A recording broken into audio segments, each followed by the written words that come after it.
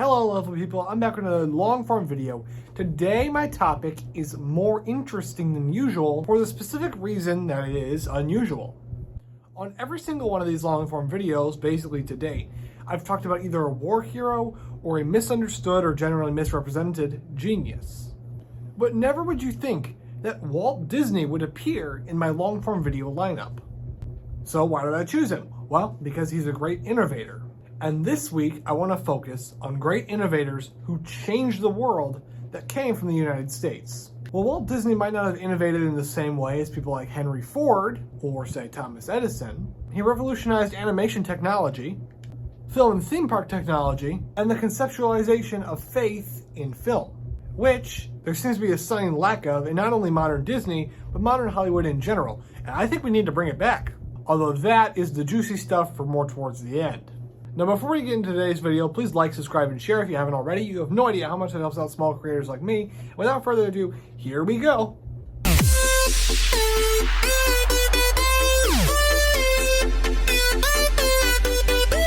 Alright, so we're going to start by talking about Walt Disney's revolutionization of animation and film, which is obviously his most famous contribution to the world, second to his theme parks. We'll talk about that in the next section. Alright, so when you think about cartoons, you probably think about some pretty high quality stuff.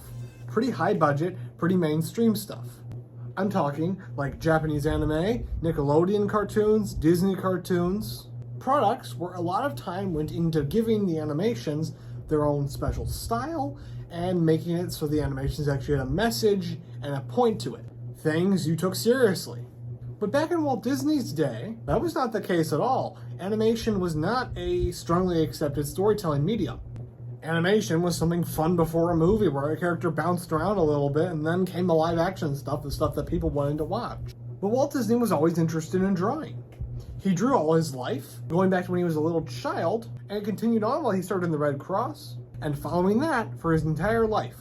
Drawing was one of his big passions, something that he really loved. So it's easy to understand then that he had a passion for animation.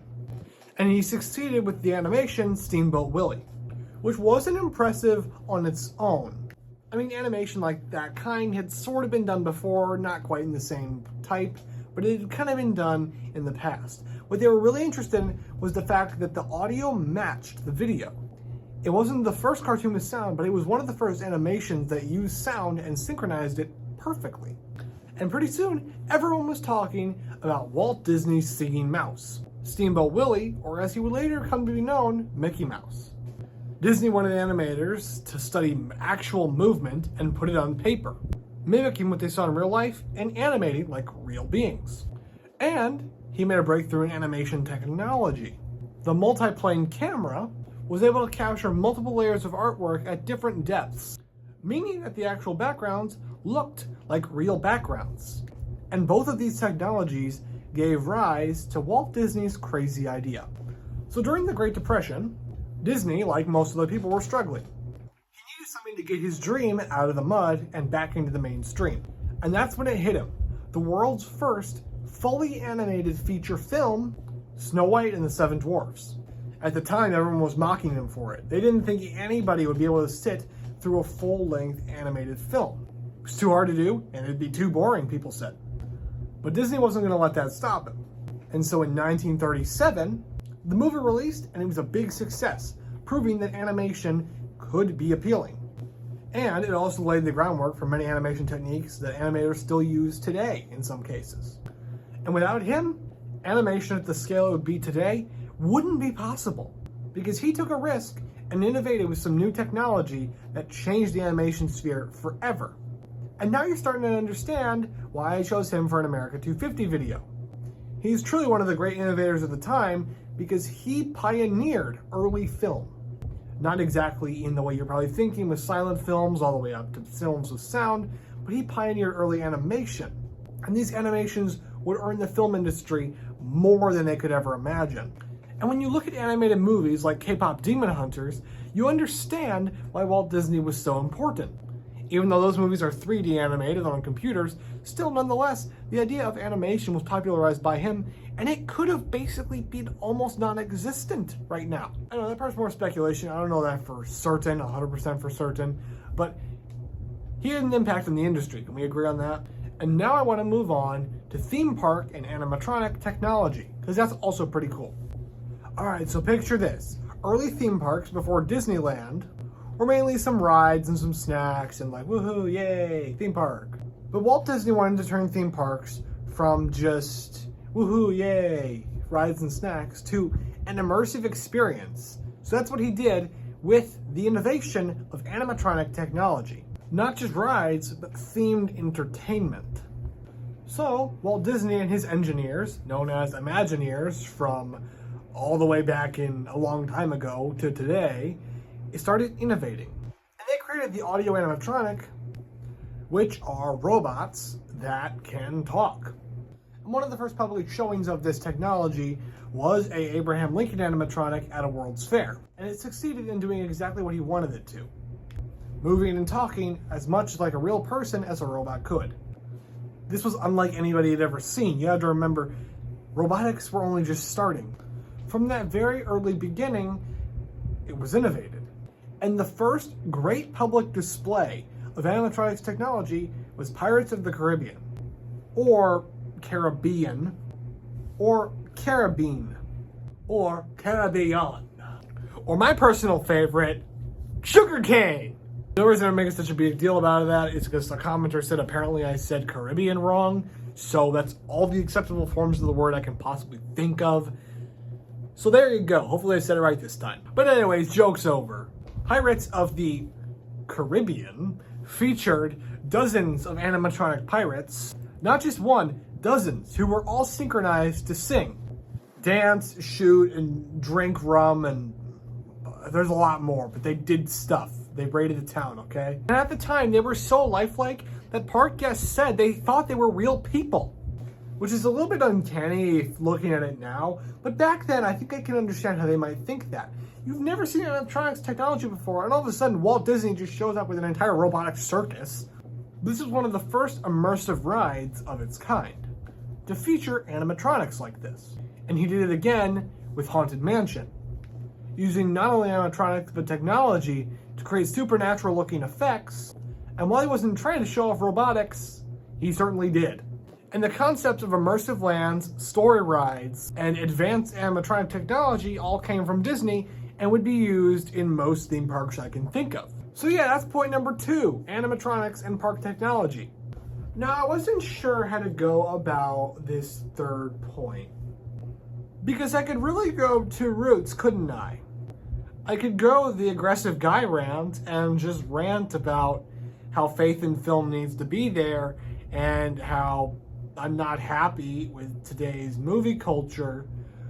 Or I could not do that and take a much more careful approach. Now, that second idea, it stuck with me. So you're going to have to bear with me if I seem to get on anything that resembles a rant, because I'm going to try and not do that. So Walt Disney didn't explicitly put Mickey Mouse praying to Jesus or anything that I know of. There was some pretty obscure fringe Walt Disney animations, but I don't think, to my knowledge, he ever did that. Not that I have a problem with it, but I'm just saying I don't think that happened, people in the comments. But privately, he was a pretty religious person. He went to church almost all his life, and his daughters described their upbringing being pretty faith-filled. Now, like I said, I don't think Walt Disney used a lot of explicit Christian themes, but he certainly was a Christian. And so a lot of his films, all the films that he worked on, reflect his traditional Christian values. And his films reflected his worldview, putting love, courage, kindness, sacrifice, and honesty above all else. And evil is almost always portrayed as solely evil. I don't think there was a redemption villain in the early Disney era. Pinocchio is one such movie that touches almost entirely on temptation, as well as personal responsibility. And there's always a very clear distinction between good and evil in his stories. Church and church-related themes did appear in his animations, and even though he seldom spoke about it, and I can't necessarily judge based on his statements what his actual faith was, he seemed to be pretty inclined towards it. Now, there is contested debate about how fervent he was in his devotion to Christianity, but that's not my ordeal to take up. But what's interesting about Walt Disney's films, and some of you are probably going to disagree with what I got to say, But I think the stories were a lot better when they were a lot simpler, when you could just tell a story about good versus evil, about actual good virtues, where the message was something that you could take home and it was like you'd just been taught a life lesson in a little animation about a wooden child. And maybe I'm old-fashioned, but that's part of the reason why I started this channel, is there's so much just, I don't want to say slop, but just not encouraging or substantive works out there. And so I figured by highlighting substantive, I'm going to stop using that word, fulfilling and jam-packed with moral stories about people that I think have changed the world for the better, I'm doing what I would consider one of the most important things that needs to be done in our media landscape.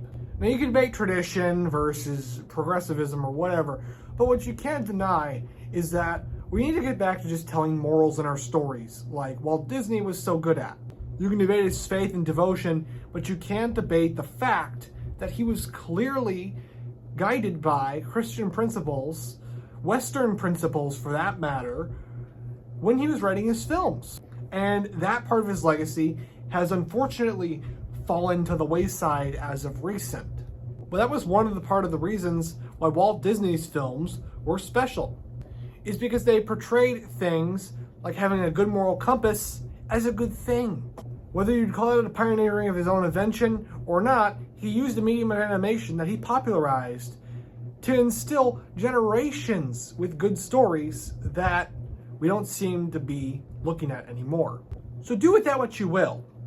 And that one was more of just a reflection of his life, since we're looking at Walt Disney, than an actual product of his innovation, but nonetheless, something I deem important to talk about. Well, I want to thank you so much for watching this video. If you made it this far, you are one of the lovely people that I want to have in my subscriber base. So please subscribe. And once again, a big thank you if you're seeing this part. It means you watched all the way to the end and you have no idea how much that helps me out. Go watch some of my other videos, be it short form or long form content. You might enjoy it. And remember, another day, another story.